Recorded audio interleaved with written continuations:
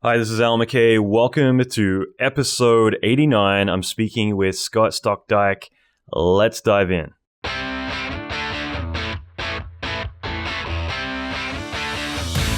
Welcome to the Allan McKay podcast. Allan is an Emmy Award-winning visual effects artist and mentor to many leading industry experts. Listen in as Allan talks with other industry leaders in film, video games, and visual effects about their experience, lessons, and methodology. Allan will teach you pivotal advice to fast-track your career, better your skills, and reach your ultimate dream job. Check out the latest episodes on AllanMcKay.com.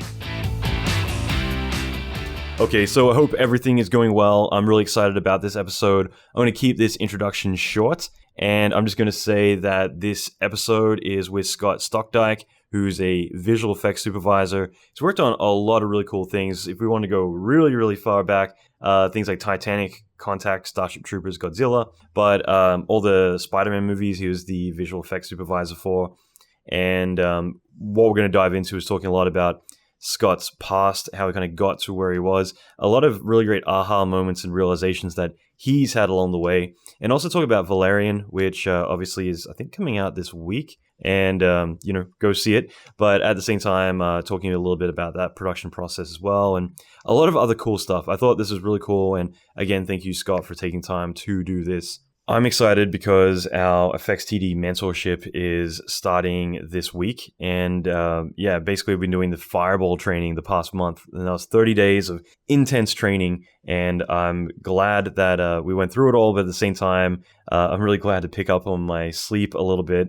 In the next couple of weeks, I'm going to be traveling a lot and then getting ready for a few cool projects. So it's been a crazy couple of months for me, and hoping I actually get a break somewhere in between. But I have a lot of really cool things coming up that I will announce soon, and that includes doing a couple of public drink events in a few different major cities, and also want to do a portfolio review. It's been a while since I've done one of those, like a real review, and yeah, lots of other stuff coming up. But in the meantime, let's dive into this episode. And if you want to check out the show notes, which are amazing and always have a lot of really great vital aha moments kind of captured in there, you can check out the notes at allanmckay.com/89, and it will link to everything that we talked about in this episode as well. So check it out there, and let's dive in. I'm Scott Stokdyk, Visual Effects Supervisor, freelance Visual Effects Supervisor, working out of Los Angeles, and I most recently worked on Luc Besson's Valerian and the City of a Thousand Planets. Cool, that's awesome. And I was just curious, how did you start out? Obviously, you've got a pretty epic history working in the industry. I mean, did you always want to be more of a creative artist, or what did you kind of aspire to be in the beginning? I started out just trying to figure out how to get into the industry, and this was about 20 years ago, and I think everything was really starting to just explode then, but I was just looking to get my feet in the door, and I managed to get a job at a place called ImageWorks, and they were doing digital ink and paint work, and they had just had a couple animators leave, and they were looking to fill some spots. So I actually got in as a programmer on their digital ink and paint software because I had a technical background, and a system administrator. And what I did is I basically taught myself the software Prisms at night. Oh, man. Yeah, it's kind of a throwback. But that's the predecessor to Houdini. Yep. And basically at the time, you had to have like $50,000 machines, and the licenses were thousands and thousands of dollars too. So for me, it was basically a way to get on the box and start teaching myself animation and visual effects. That's cool. And I guess when you first started out, was it a bit of a struggle to kind of get your foot in the door, or was it pretty much like, all right, first resume in the door and I'm already working? I mean, the path at that time was you start to go to SIGGRAPH meetings, and I took classes at the American Film Institute, and I took classes at UCLA Extension. So I was basically just exposing myself to everything and kind of getting to know who the players were. But I definitely send out batches and batches of resumes like in the first year or so. And I mean, I felt really lucky if I got to the meeting where they would reject me. I remember very vividly, like an interview with Rhythm and Hughes, and it's like at the time they were working on Babe, and I didn't really know it, but I'd done this like crappy little dog mouth replacement animation, and just like in hindsight, looking at showing that in the interview, I'm sure they were so horrified by me doing the 10% version of what they were doing at such a high level. I think that in a way though, it's kind of interesting. Like sometimes that's all it takes though, is actually doing something just at the right time when someone actually needs that specific thing. Because even if it isn't at that level, it's kind of like, all right, like yeah, you get it. You're kind of heading in the right direction of like what we're trying to do, even if it's obviously not at R&H level. But the first TV commercial I ever did was doing a dog jaw replacement as well. So I'd hate to look back at it now and see how bad it was. But that's really cool, and I'm always curious about that stuff because, again, I find a lot of artists usually in the beginning always have their own struggles to go through, and I've had it recently where some people I've been kind of coaching a little bit on how to approach getting jobs, and now they're like, I get the rejection letter as opposed to not getting any email at all. So it's kind of like a step towards their goal of an interview and acceptance. Is kind of like one step closer. So yeah, I know what you mean about going to the interview. It's like, all right, like that's a huge breakthrough. Like what next? One of these days. But that's cool. So sorry. Yeah, I think at the beginning you kind of don't even know how far you have to go. I mean, like I think sometimes it takes getting in that room and like meeting with these people and hearing the questions to like even know where your level's at. So I think it's a good experience to go through all that rejection even, Yeah, no, absolutely. I've got a buddy of mine, Paul Kerwin. There's two Paul Kerwins at DD, but he was a compositor on Titanic, a few things like that back in the day, which I noticed you worked on too. And yeah, I remember he was never really good at job interviews, so he would specifically go to, or I should say on purpose, go to a lot of job fairs, places like that, SIGGRAPH, where he could go and go through the job interview process, not interested in actually getting a job, just putting himself out there and learning from, and getting more comfortable with the process. So, again, I think it's kind of interesting when people are at least able to identify like where they need to work on. Yeah, and I think it's hard when you're at the point where you're relying on the interview to get the job. I mean, that's like because I wasn't good at interviewing either, and I think my biggest break really was having learned Prisms. I was in the right place at the right time to talk with Digital Domain when they were hiring for Fifth Element, basically, and they needed effects artists who knew Prism. So I'd built up at least some level of capability in that I could show on a demo reel. And I'm sure I didn't get that job because of the interview. I'm sure I got it because of my software knowledge and because, just the right pieces clicked together. Right. That's good. And yeah, I think in our industry, and again, depends on which studios you go to, but a lot of places don't really care as much about the interview. It's more to flag whether or not you're insane or any kind of last minute things before they place you. And just looking at your IMDb, I guess the MotionWorks gig you're doing with Mortal Kombat, is that correct? Yeah, and it wasn't, at that point, it wasn't even the feature movie. It was direct to video animated version. So it was kind of, I was happy to be working at that point, honestly. Happy to be making a living doing something on the computer that involved computer graphics, right? Yeah. I mean, I think that's the same for all of us. We want to get our foot in the door, and even if we're doing spinning logos, it's like one step closer to whatever our goals are. So that's cool. And I mean, it was definitely a good introduction to kind of the grind's kind of a hard word, but it's like, like the race where you're trying to hit the deadline and you have to like get something out the door. And like, I mean, back in those days, it was different technology, but you still had to like get the renders out and like get it to some format that has to go out the door. So, I mean, just the introduction of that was like really good. That's cool. That's really cool. Was it what you expected when you first stepped in the door for the first time? If you can think back that far. Yeah, I don't think it was what I expected, but it was like I knew from like the start that this was what I loved to do and didn't want to do anything else. I mean, I felt the energy of it. You know, from 20 years ago, I felt the energy of it. Something was changing. Yeah, yeah. It's it's kind of scary looking back that far, because I started out about 97, and it's just like looking at the tools then and looking at them now. It's just, you talk to people these days, and it's just like you don't know what it's like not having shaded viewports and all the basics that we take for granted. But that's cool. And like, where did you go from there, from MotionWorks? Well, it's interesting. I think one of the first like actually cool projects that I was really, really proud of was I got to work for John Woo on Broken Arrow. And it was actually like, maybe 3 or 4 shots or something really, really small. But I got to meet him in a screening room and like be in a director review. That's cool. And that was like, he was one of my director heroes. And so that was kind of amazing. And I kind of thought that, like, if nothing else comes of it, like I've done it, this is it. Mm-hmm. And then I kind of feel like I had really tried to get in a digital domain on Apollo 13, and just even like seeing that project, I knew that was going to be special, but there was no opportunity there.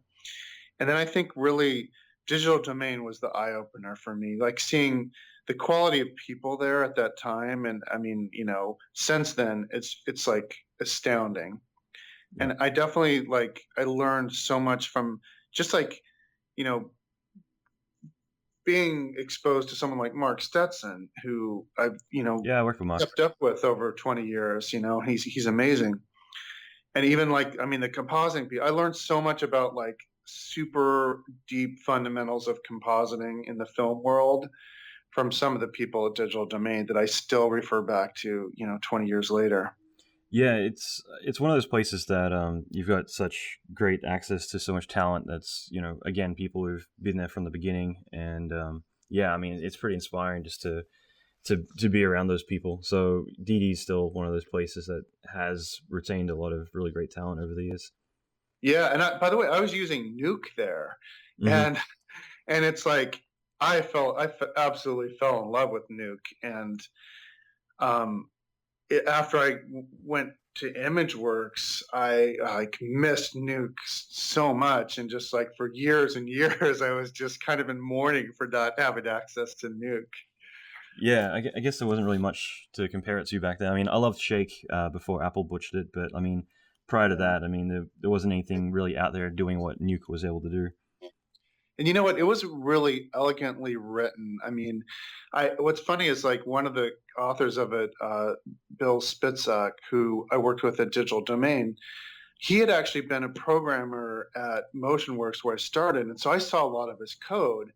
And I just it's one of those things that I'm a mediocre programmer, but I saw his code and I was just kind of blown away. It was one of those code envy moments, So I knew I was using something special when I was at DD using Nuke, even back in the day.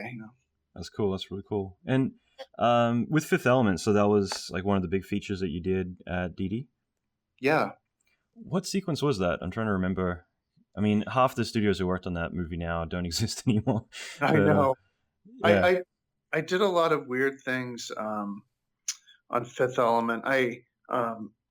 I did a little bit of compositing of a Mondoshawan ship, kind of a wide thing. I did the biggest thing I actually did, because I was Prism's particles guy. It was all the sort of glowing embers that were in the elements themselves at the end of the movie. Mm-hmm. And then what else did I do? I did I did the water. That's another thing, because I'd actually bounced back and forth between Titanic and Fifth Element, because I learned the Arte software at the time. Oh, and yeah.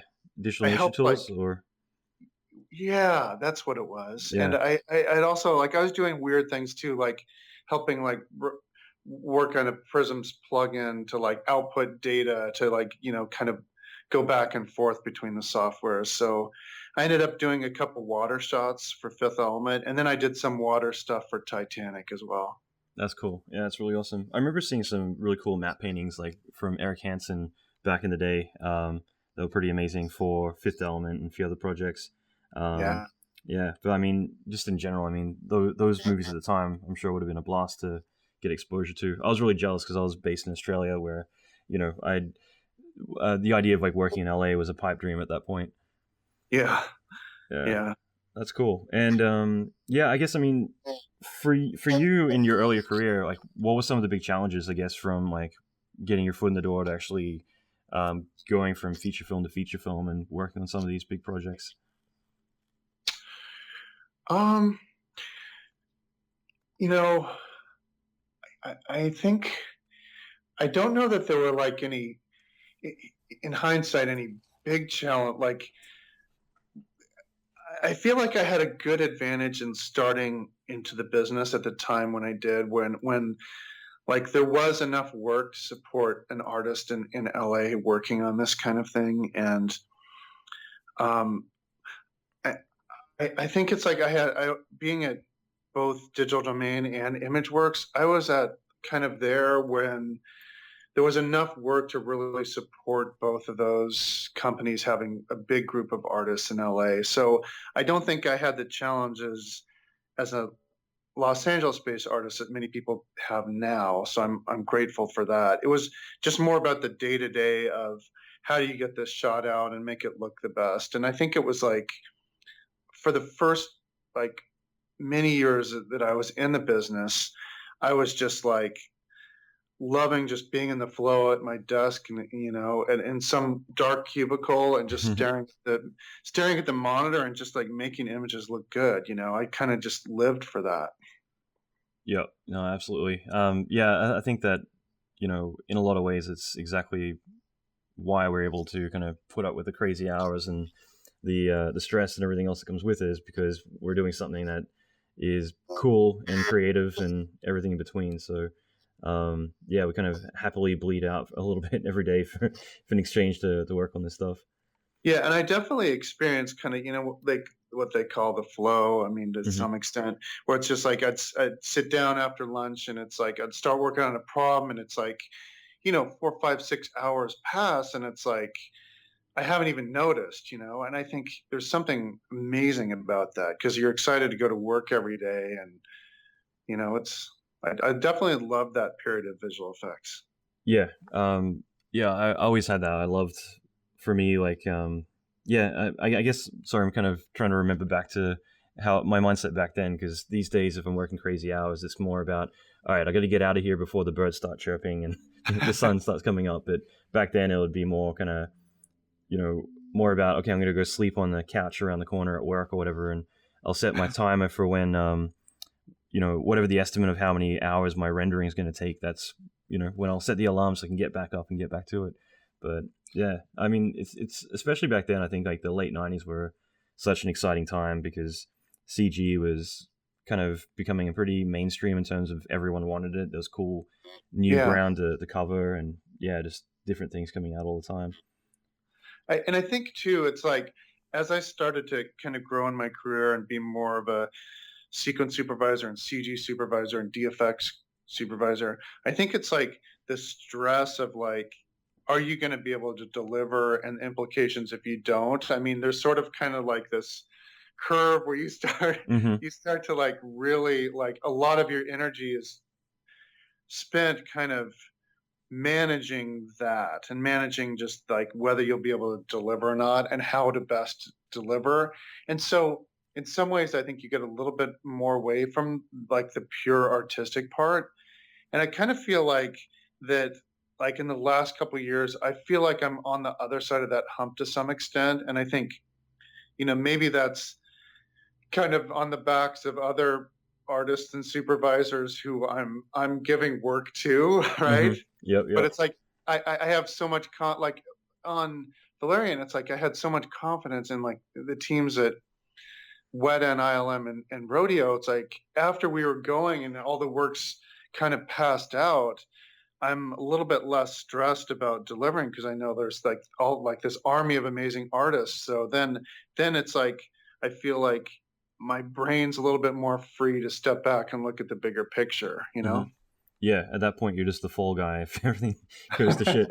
But yeah, I mean, I guess that's always the tricky part when you switch from being an artist to being a supervisor, is that essentially it's out of your hands. You're not as much in the trenches, as more kind of just trying to foresee any issues that come up as soon as they can, so you can find solutions to it. And it's hard to kind of take a step back and trust in that everything's going to work out, rather than being an artist who, if you're in the trenches, like, you've got something to do and you just got to do it. Whereas, when you're relying on so many different people and all to hit their dates and get everything out, whereas you don't have any control to change anything other than either being a screamer or having some meetings. It can be pretty strenuous. Yeah, and I think along the way you kind of manage that in different ways. And I mean, my after 20 years, kind of my takeaway is it's really about the people you work with, and it's like, working with a good group of people, you kind of support each other and balance each other. And I've definitely been in harder and worse situations, and when I don't have the support system of people, that's usually when I have the harder time. Yep.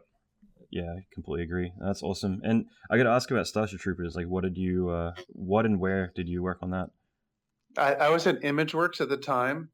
I know Tippett did some great work there, but ImageWorks did a lot of the ships, right? The ships, yeah. And Scott Anderson was on that, and that was kind of my first introduction to him as a supervisor. And I didn't do that much. I really did more some thruster elements and compositing, and kind of really, an artist on the box trying to get some decent looking shots out. I did some lighting there.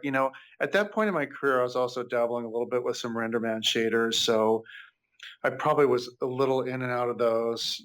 I was kind of like a little bit of a generalist who filled in the gaps in places, That's awesome. And you're from there, you're kind of switched more into a CG supervisor role. Is that correct on Godzilla? Yeah, I think I'm totally just nerding out on your IMDb, by the way. So. It was a really fun path, but you never know when something's going to change, and that actually was that was a big turning point for me, because that was the first time I kind of made that bump, and it was because Karen Gleekus, who I'd worked with at Digital Domain, was the supervisor with Volker Engel, and when she ended up bringing some work to ImageWorks, she said, "Okay, but I want Scott to be a supervisor on it." So that's cool. She definitely gave me a boost in my career there. That's cool. What's Karen like anyway? I've never met her in person, but I've attended a few talks, things like that over time. And obviously you hear about the Digital Domain parties and all the other stuff too. Yeah, she's pretty amazing. I don't know that I've met anybody exactly like her in visual effects. I mean, she basically always has this energy and enthusiasm that's really kind of infectious. And I think the thing I learned from her early on is just being thorough and prepared for everything. And it's I just remember even seeing her on set supervision kit. I was just blown away by how prepared she was for everything. It was just a whole other level. And then she kind of also was so organized in terms of all the shots, and had her own real database for kind of tracking everything. And wow, I think she's definitely kind of this force of nature in visual effects, I guess you'd say. That's cool. That's really cool. And what was I know Volker really well. I've met him a bazillion times over the years, but yeah, I mean, I think that was one of his first ever big feature films, doing any VFX super work on. So overall, what was it like working with him and Emmerich and that project in general? It was really cool, and I've admired his work from many years after I got a chance to work on Godzilla. I think what's good for me, and I always try to learn a little bit from every supervisor I'm exposed to, and I feel like he has this different, unique background in terms of the practical world and the camera world that I didn't always get exposed to, and kind of a good big picture sensibility. And I kind of always regretted that I didn't get more exposure to him, because I feel like I still have a lot I could learn from him. And in fact, when I was at FMX this last year, I kind of got a bit of his, sort of retrospective on Independence Day 1 versus a new Independence Day. And I was really bummed that I had to leave kind of during the middle of that for another obligation. But I kind of feel like that he's really like an interesting supervisor who I think I could still learn a lot from. Yeah, he's definitely really down to earth and very knowledgeable. And you're right. I mean, I guess especially at that time, coming from more of a CG background, to get someone who's more in the, sees things in the more traditional sense, especially back then. I think these days he's a bit more mixed, more confident in CG. But yeah, I mean, he's definitely got a vast amount of knowledge and really cool guy as well. So that's cool. I think it's like, all these like big names that kind of came from, the 80s and early 90s visual effects. They all had like the people who, especially the people who are still practicing today, like John Dykstra or Dennis Mirren, they all have like something special that they were able to make the transition into CG from practical. Yeah. And it's like, I love every opportunity I have to work with John Dykstra. I just thought was amazing, because he's definitely one of these big picture guys who knows what's important and not. And I remember like seeing him really think on his feet on stage a lot, and like always admired his ability to kind of roll with bad situations and kind of pivot and twist them into something. There's one story I just want to share. It's like there was one Spidey Sense shot on I think it was the first Spider-Man and movies, and we had done this massive previs for it and plugged it into motion control. We went out to set, and it just really wasn't interesting. And he kind of on the fly, and just like a morning shoot, he just reprogrammed the whole thing, redesigned the shot, and helped shoot all the elements for it. It was just like a master class in kind of how to do visual effects, really. That's cool. Like, what was it like working with you? I mean, is there any key lessons you've kind of learned? I mean, again, he's someone that came from the genesis of visual effects and creating a lot of the camera technology that was coming out at the time. I mean, is there anything that you remember that you really took from working around him? Yeah, and I think what he does really well and better than just about anybody I've seen is, a lot of times you make plans for something, and even in post, you're kind of like, oh, okay, we're going to do this element, and then you see it and it doesn't work, right? So you kind of have to, you have a choice. You're like, either pound it kind of into the ground, or you go to plan B and come at it from a different angle. And I felt like he always had a really, really good intuition for making a choice between those two. And I've definitely seen other supervisors who, given that choice, might just continue pounding on something and then until it's too late. And I always felt like he had a good knack for kind of, not being stuck to one thing and one technique and one angle, to kind of really come at something from different places. That's cool, and you're absolutely right. Yeah, yeah. I mean, that's really cool, because it's critical in those senses. And I've seen, I guess, more watching other artists, especially more juniors. It's the other way around, where they hit one little wall, and it's typically like find a new solution, and you go through like 30 different solutions. And it's like, just you sometimes got to actually see things through. But yeah, that's pretty cool. And like, I guess for you going to Sony, I mean, that sounds like it was a pretty big lifestyle switch a little bit for you. Well, it was, it was a chance to be exposed to a whole new interesting group of people. And I think I went there just after this big ILM contingency joined. So Ken Ralston and Debbie Denice and Steve Rosenbaum and Sheena Duggal. And it's kind of like, it was a little bit of a different mentality, but I feel like I gotta see like Ken Ralston in action and just learn from him in a completely different way. And so I think it was the perfect move at that time in my career, Mm-hmm. That's cool. And I don't know, for you, like, what were some of the differences you would find between, let's say, Digital Domain, where you'd been at previously, and then going to Sony in terms of, the way they work, or more their mindset, or just different things like that? I think at the time, I don't want to generalize now because it's many, many years later. It is.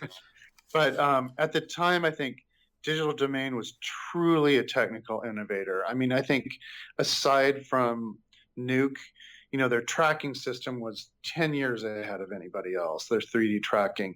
And it's like their technical understanding of film and all the processes was just phenomenal. And, even the base software being Prisms based, it's kind of like there were a bunch of great artists there, but it was also grounded in like really good solid tech. And I feel like I went over to ImageWorks, and it was kind of more about the artistry. Like I think it's like people did good artistic work in spite of the tools instead of because of them. It's like they're using wavefront composers compositing, and it's like, talk about brute force. That was like crazy. Yeah. And then even I remember doing Starship Troopers, and it's like people were animating in the other wavefront Power Animator, or it was, yeah, I mean they were using like Alias, and they were also using it was, even at the time in kind of like 97, it was like nobody else was using the software. It was like the most basic like keyframe software, but people were still getting good things out of it. And I kind of feel like Ken Ralston kind of worked well in that environment, because he was all about, doesn't matter how you do it, it's just you have to really feel it. And his notes were all like artistic and like creative movement. He came from a super animation background, and so I think people it was interesting to see the shift of people coming at something from like a more just, it doesn't matter how it happens, we're just going to like be artistic about it, as opposed to like Digital Domain was like, we have to have this super correct foundation to build upon, and then you add the art on top of it. And ImageWorks at the time was a little bit of Wild West. And I think that was before like ILM really kind of settled in. I think the culture changed there over the years, but it's like at the time it was kind of a little bit of a culture shock. Yeah, right. And I worked with Mark Stetson in 2006 on Superman. I was working on set as well as in post later on, and I just remembering all the work that Sony was doing on that. And at the time, most studios were starting to use like particle renderers and fluids and all this other tech, and all the work, which was beautiful, that came out of Sony, but it was all still sprite based. It was kind of like a lot of the dinosaur approaches that is just like, wow, you're still doing that, like, and holy shit, you managed to pull it off. But yeah, like it seemed to be a little bit that way, that a lot of the tech always seemed to take a while to really grow at Sony.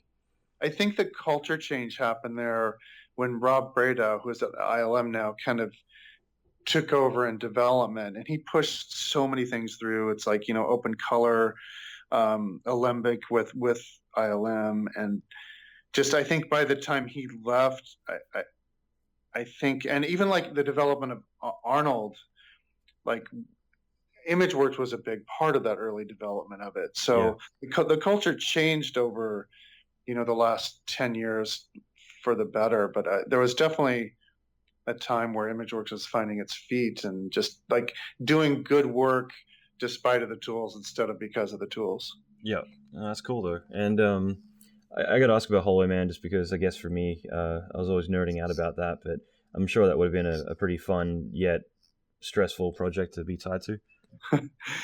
It was actually an amazing experience for me, but probably the hardest show I've ever worked on in my life, for sure. It was one of those things where I just had to make sure I was, working on so little sleep. I had to make sure I was safely getting into work.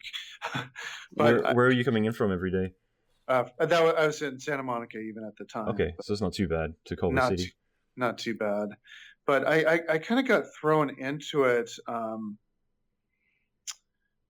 midway through the process, and there had been like that was the sort of like under Scott Anderson's direction, they had hired a bunch of like really phenomenally technical people who had written all these amazing sort of subroutines and things, and just systems for like tracking cameras and replacing paint out with clean plates, and like things way ahead of their time, and just these super volumetric shaders, and like that was like a phenomena in technical achievement at the time. Like for some reason, like Scott was able to gather all these like super level achievers as TDs to make all this stuff, but it was so complicated that was one of those things that like, how are all these pieces going to come together in time? Mm-hmm. So in a weird way, I kind of came onto the show as kind of a little bit of a cleaner. I think that there were so many talented people on there that they're all kind of on their own islands, and part of my job was to like pull them together and like cut bait on things that were too over engineered and push through things that I basically like had to just help wrangle it over the finish line. And I just remember the transforming, like a super key moment for me on that show, because like there were all these meetings about how we're going to get it done and everything. And there was like this notion of like shot to shot as the grill is disappearing, and as Sebastian, the actor's the Kevin Bacon character's Mm-hmm. disappearing, like how do you keep continuity? Which muscles are off in this, and which are on, and what's going on? And it was like, everybody from the top down was getting kind of upset about like, why can't we track this? And I just remember trying to simplify this. And at one meeting, I just came with like this printout of like probably 200 pieces of paper. And I'm like, this is like a list of all the pieces of geometry that we have to keep track of. So it's like almost an impossible task to track the course of this from shot to shot. So we're going to cheat stuff. We're going to do our best, and we're just going to make sure it visually like isn't horrible. And I think it's like it took that for everyone to understand how complicated it was. Yeah, I guess people don't get it half the time. I think it's like, I don't even think of the many people working on the show, probably there were 4 or 5 or 6 people who really understood how complicated it was, and I don't think I would even count myself as one of those people. And I still think if we had to like redo the movie now, it's one of those things where I'm not sure it would be easier. It's just that it was one of those things where, yes, we can handle more geometry now. At the time, it's like you'd open up a Maya file and it would literally take like a half hour for an artist to open the file before they could do anything. Mm-hmm. And I think that would obviously be quicker now, but it just, it was too much to really tackle at the time. What do you think were some of the biggest challenges on that project?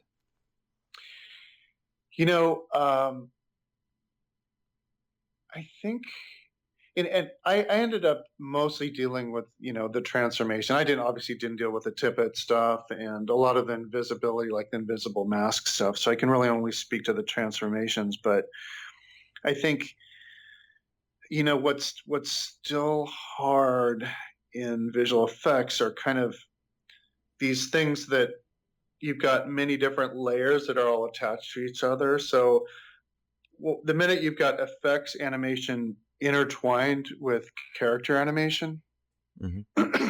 and they feed on each other, you kind of get in this loop, right, where you do a base character animation and you pile some secondary or tertiary animation on top of that, and it doesn't work or something's wrong.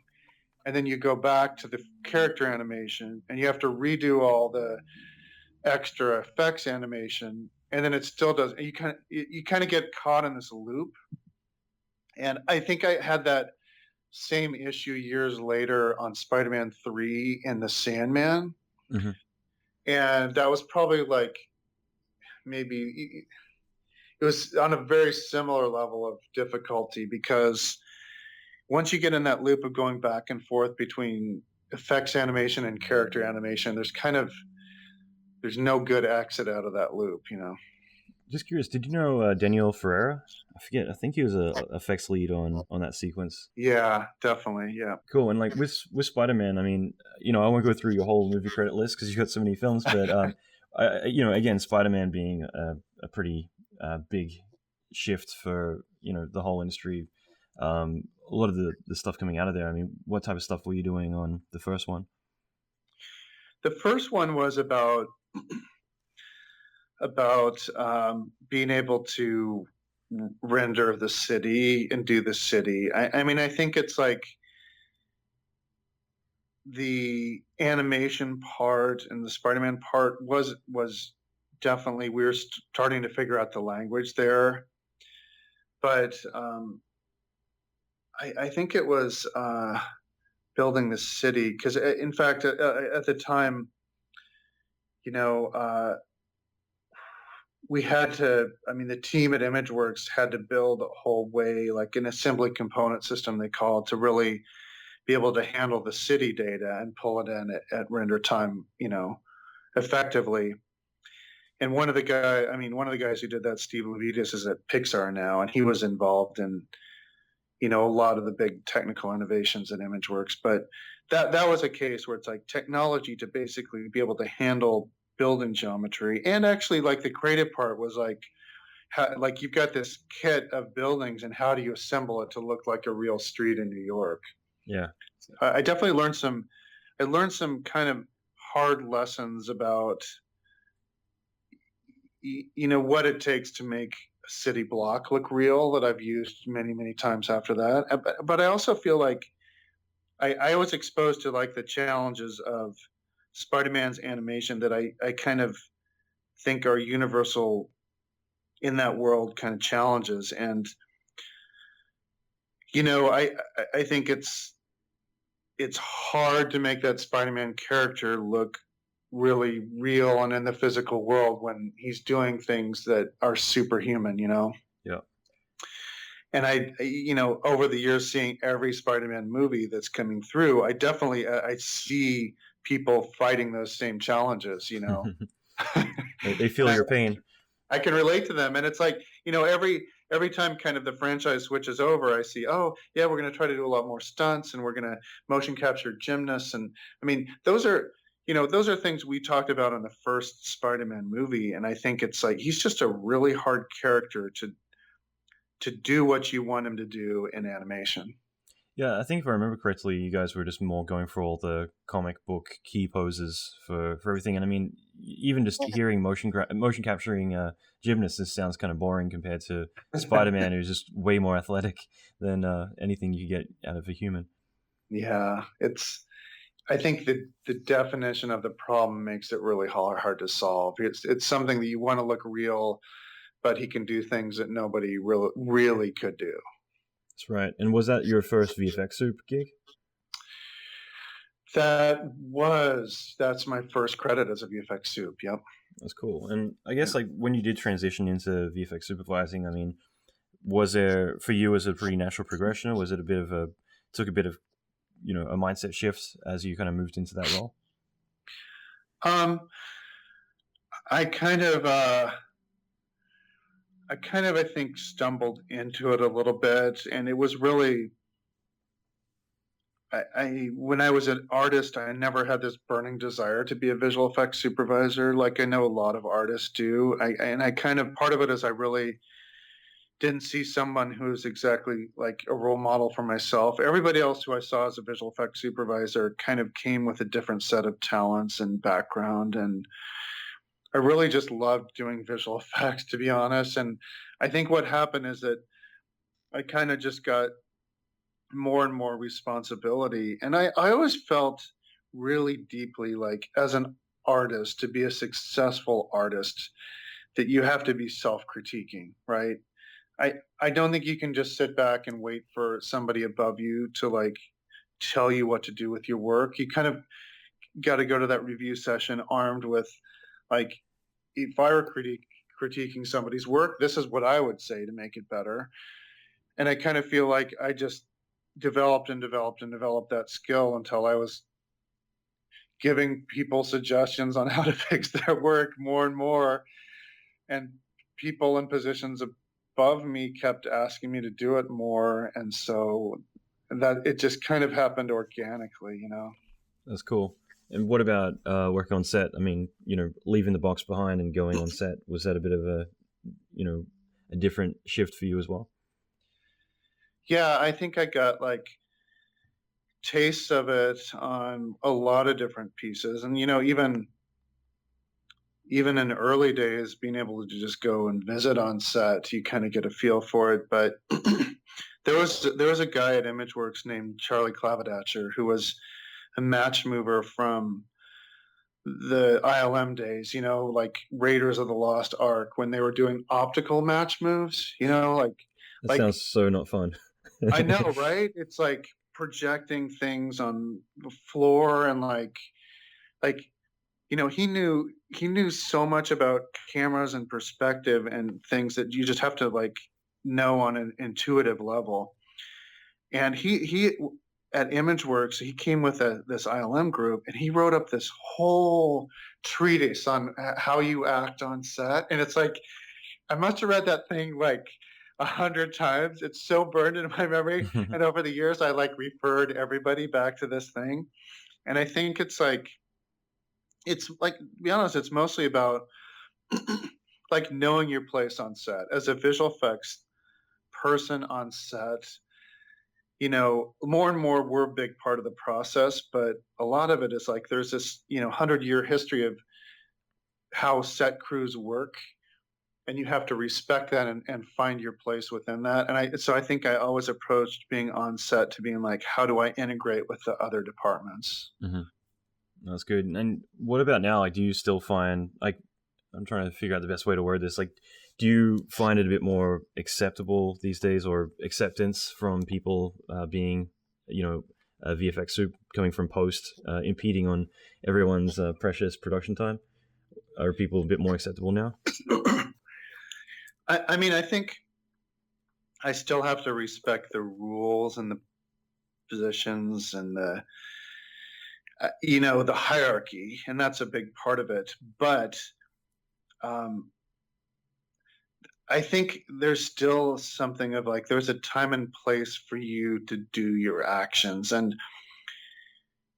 you still have to very much feel the flow and the tempo and the pace of what's going on. And, you know, I think I remember a story of Scott Anderson on one of the Jim Cameron movies where, you know, nobody's allowed to yell cut but a director anytime and on any movie.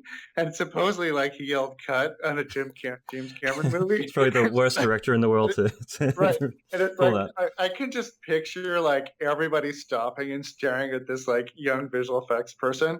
And I think it turned out like there was a big problem that needed to be fixed. So I think he was forgiven. But, you know, I still to this day would never yell cut. I would try to like kind of clean up a mess afterwards and deal with it. So there's still, you know, you still kind of have to, even if there is something that you need, you have to figure out the political way to get it.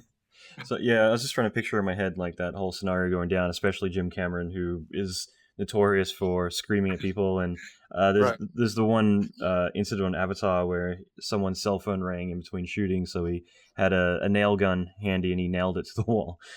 I think for people working at a really high level like that, I think it's more about like they're firing on all cylinders and they're giving 110% and like fully focused. And I think what those kind of people just don't appreciate is somebody who's not fully in and like, you know, all their energy is focused on the job. So if you're doing something authentically and really like, and you're not stupid, I think it's okay to make mistakes. I think it's the sort of careless mistakes that like a Jim Cameron doesn't appreciate.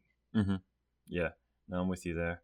I think that yeah, it's definitely there's validation in making the right mistakes at the right time and the wrong ones at the wrong time. Yeah. One of the guys I was working with, I think it was about a year ago, he's telling me how the guy next to him got fired. I forget what studio he was at, but Jim Cameron decided to fire him, and then the next day he was yelling, "Where is this guy? Why isn't he on his chair?" And it's just like, well, you fired him yesterday. It's like, well, get him back here. So logic goes out the window a bit. But so for you, like the latest film you've worked on is Valerian, which looks freaking amazing. What was it like coming onto that project? Well, when I first interviewed Luke for the job, I was taking over from another supervisor who had to go on to another project. So I actually got really lucky to be on the project in the first place. But the first meeting with Luke, kind of, he just overwhelmed me a little bit. And I think it was by design, but he kept showing me all these crazy concept drawings and like all these different storyboards he had done, and just one after another. And just when I was kind of absorbing one, he'd show me another one. So he kind of hit me over the head with the scope of the work. And I think even in that meeting, I kind of, I had come off of my last big movie was Oz the Great and Powerful, which was, I think, 16 or 1800 shots. And, he was presenting me with something that was, on the scale of 2,500 shots and all these different environments and all these creatures and all these aliens. And my first thought was like, I don't want to do this alone. I think I should be co-supervisor. But it was amazing. And I kind of walked away from that, just reeling for a day or two. And I think I, wrote him a letter just thanking him for meeting and just telling him, honestly, I really wanted to see the movie that he had presented to me, Yeah. So I think from the start, I was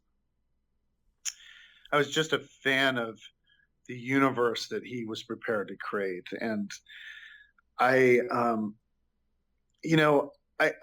definitely have been in situations in my career, and it's kind of a truism. You hear this. It's like where somebody doesn't know what they want, and they're like, just show me something I've never seen before, right? Great.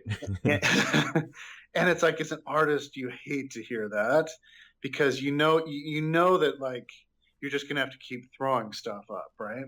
Mm-hmm. And it gives you some leeway to be creative, but on the other hand, it's kind of like that nobody's ever seen it before, really. It's like, is there something I've been saving? But I walked away from that meeting, and I just wow, he showed me stuff I've never seen before, Mm-hmm.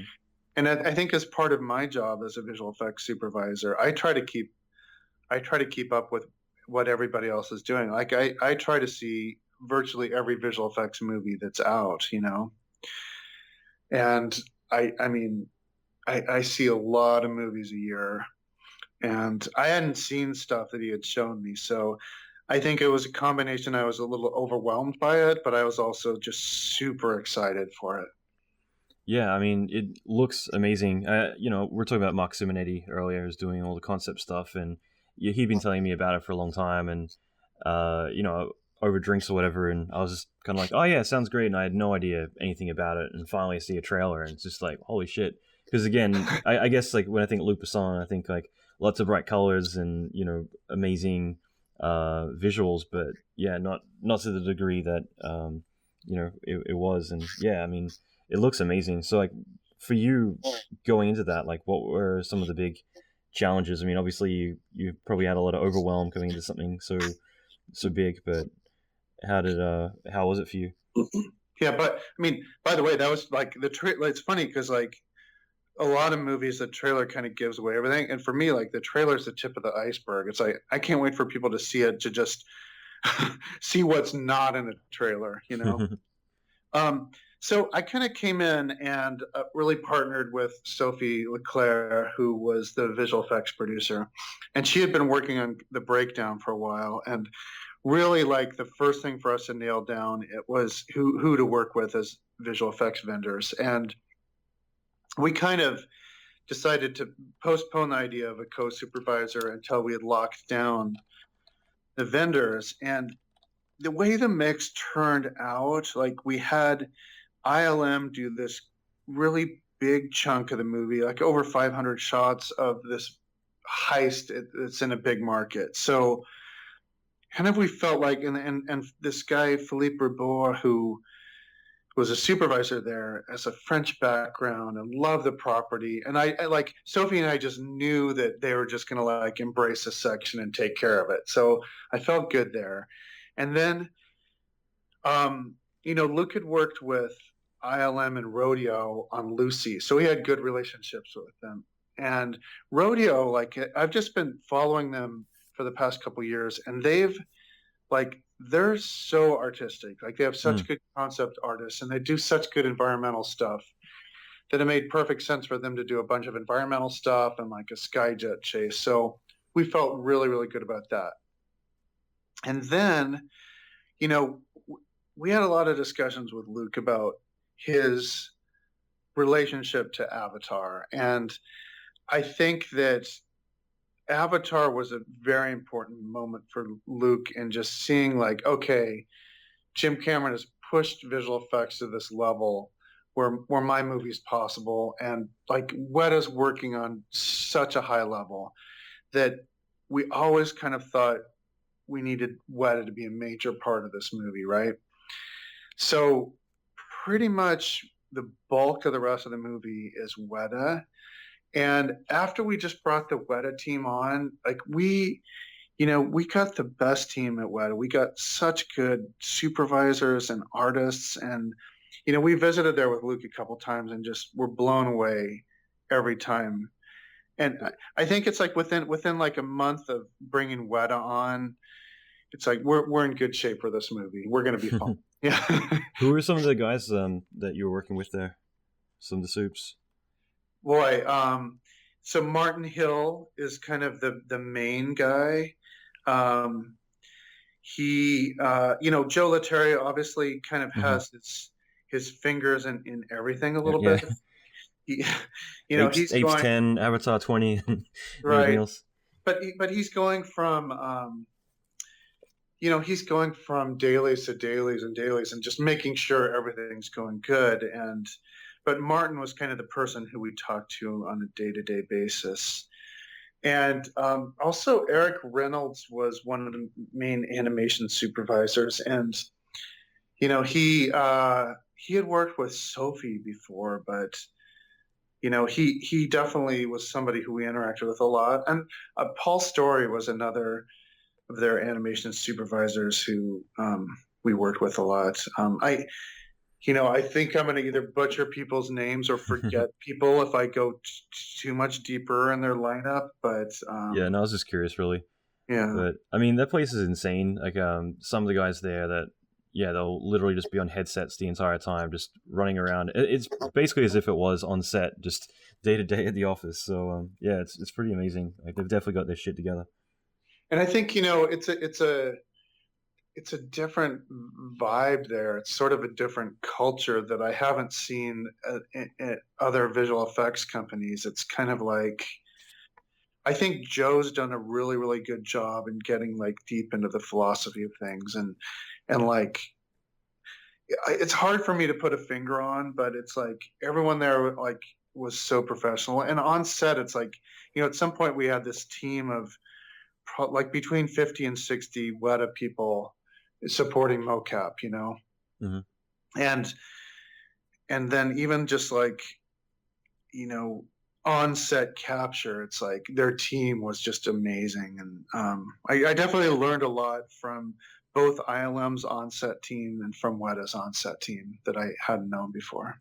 Yeah, I gotta say, I'm pretty blown away these days with mocap, just because, I mean, it's come a long way from doing, let's say, ping pong balls and, Vicon setups and things like that. So just now it's like you can have multiple people running around fighting and, just whatever you want to do, and you're not caught up with the restrictions that usually you would have. So yeah, it's pretty mind-blowing.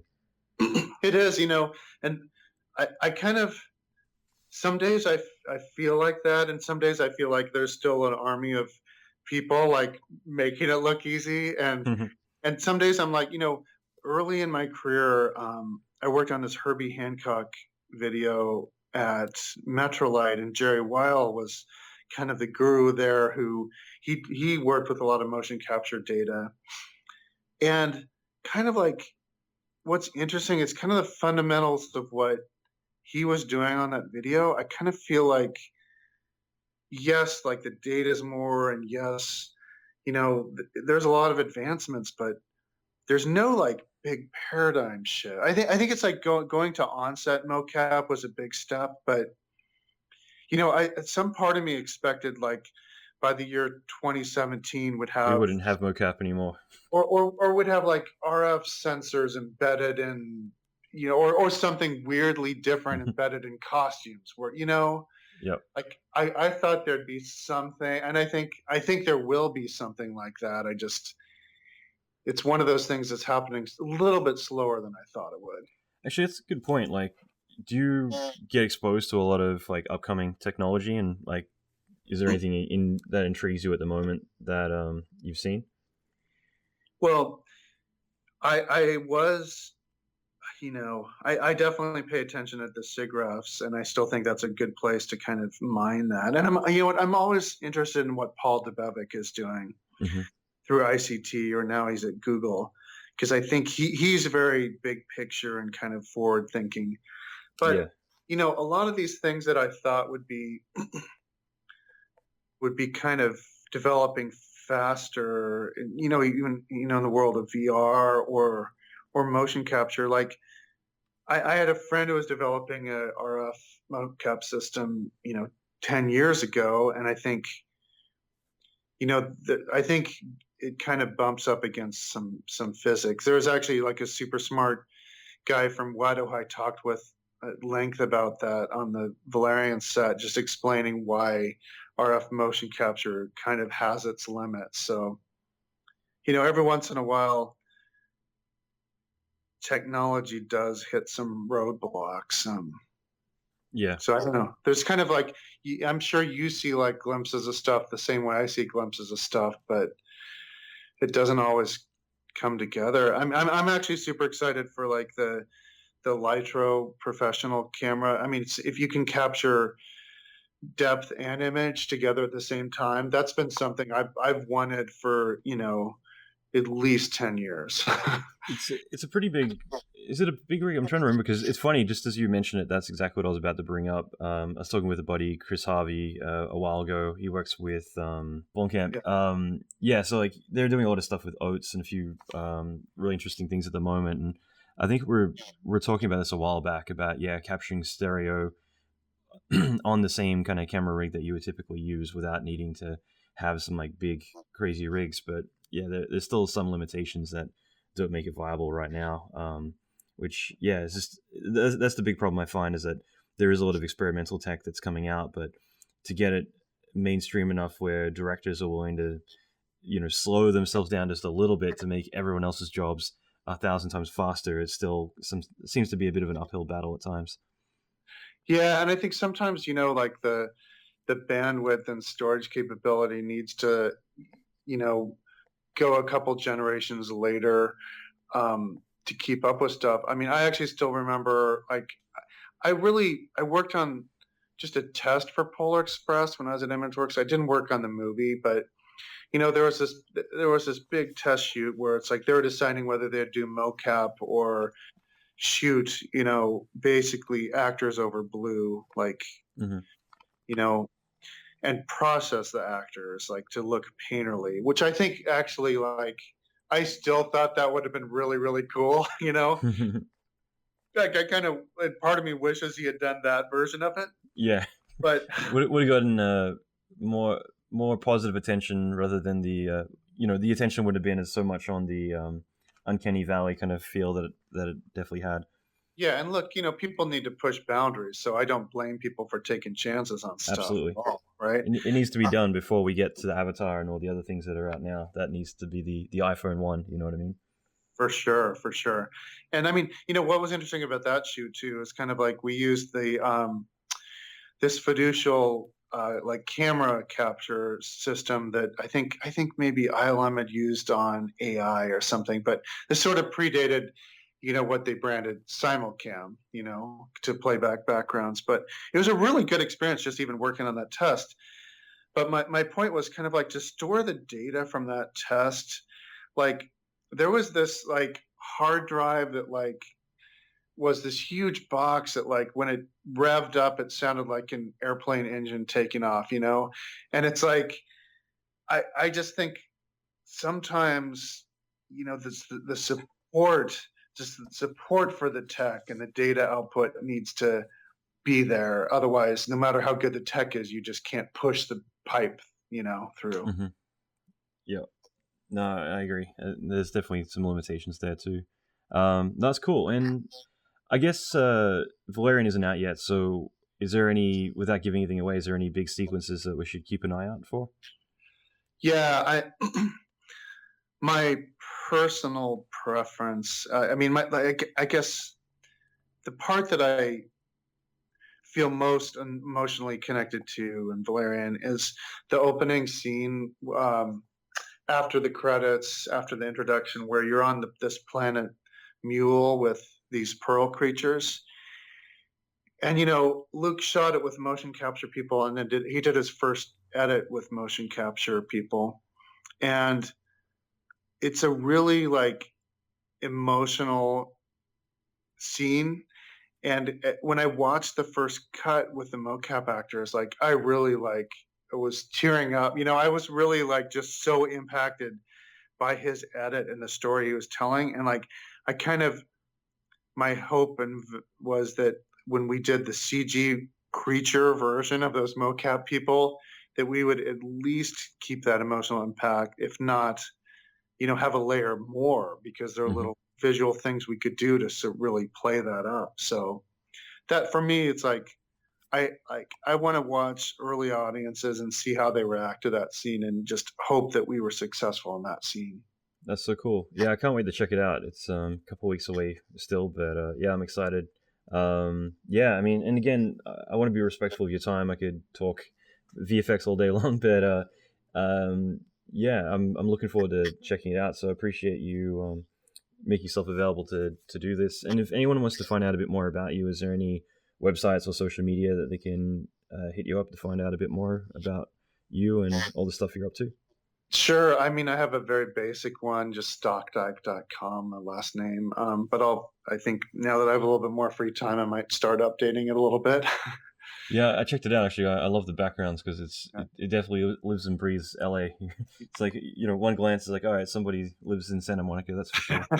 That's right. That's, like I definitely, I love photography, and it's a hobby that really goes hand in hand with visual effects. So it's kind of fun to just exercise that part of your brain. So I try to do that too. Yeah, that's great, man. And yeah, thanks again for everything. So yeah, I'll definitely leave the links in the show notes to check out your website. And yeah, this is going to be really cool. Awesome.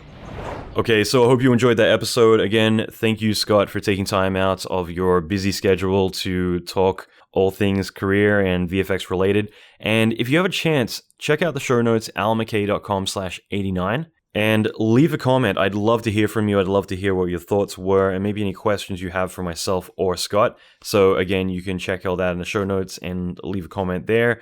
And I'll be back next episode with a really awesome one with Image Engine, who is responsible for everything from Game of Thrones to Elysium, Teenage Mutant Ninja Turtles, so much stuff. They do amazing work. They're based in Vancouver, and I'm going to be talking with their creature team about a lot of the technical achievements as well as their creative process and all things production. So this is going to be a really exciting one. It's a roundtable with a lot of their supervisors, and we go in depth on a lot of really cool stuff. So I'm excited about that one.